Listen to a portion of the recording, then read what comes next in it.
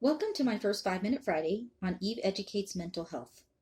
Today I'm going to talk about shadow work briefly in 5 minutes or less. Shadow work is part of the integration process that I mentioned in my very first video. It is important to check that very first video out because it provides the framework and the foundation for all of the other information that I will be providing, including the information that I'm providing today. I refer to shadow work as our blind spots. They consist of the traits that we have that include our trauma responses, what has been deemed culturally as negative feelings or emotions, and those consist of irritation, frustration, anger, sadness, grief, judgment, jealousy, etc. There are others. Also, the propensity to wound others by projection and also playing the victim. I say play the victim because there is true wounding that takes place that does literally victimize a person. So they are truly a victim of a specific act, whatever that act is. It could be bullying, it could be a sexual assault, it could be being put down.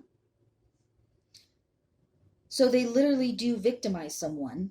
And then there is the person in their shadow who is wounding, consciously or unconsciously, that when confronted with accountability or the story of their actions will play the victim.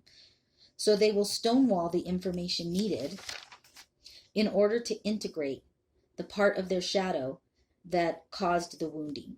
So it's likely that they'll wound again in similar ways. We all have a shadow. Nobody is exempt. Even all of you perfect people out there have a shadow, even if you are caught in toxic pride. Yes, you too. Me too. Even as a counselor, any human being out in the world has a shadow.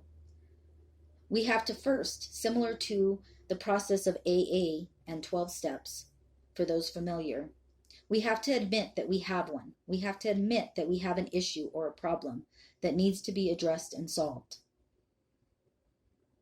And this is what moves us out of chronic victim mentality. We all find ourselves there sometimes as we grow, but it becomes less chronic and debilitating over time. We also wound people less over time, which our culture now refers to as mindfulness. By the time people get the nudge to go to counseling, one might say, their shadow side has been sending them messages for quite some time by way of uncomfortable experiences, pain, disease, anxiety, depression, fragmented relationships, etc. Because the shadow wants to be integrated and merged, given that it is foreign to the authentic self. The shadow wants to be in the background, but our ego keeps it at the forefront. Our authentic self wants to be seen again rather than hidden behind the shadow. In a nutshell, that is basically the shadow. We are either conscious of it or unconscious. So I have a quick personal story where I recently noted a shadow aspect of myself. So I was at a restaurant with my husband, and there was a younger woman who was working there. And as I age, I have to get in touch with the feelings that I have around that, as well as the cultural beliefs associated with that. And my husband was wearing a Giants shirt because he loves baseball, used to be a baseball player, played college baseball. And I was wearing my standard kind of hippie attire that I like and that I wear. And so she came up and she said, "Go Giants," and he fist bumped her, and I immediately in my mind felt irritated.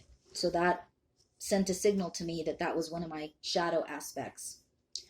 And in the past, I would have started an argument with him because I would have felt insecure.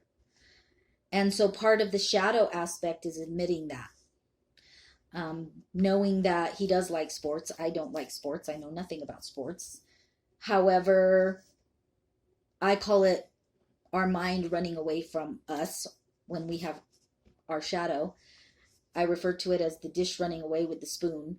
And so my shadow aspect and those thoughts start to run wild.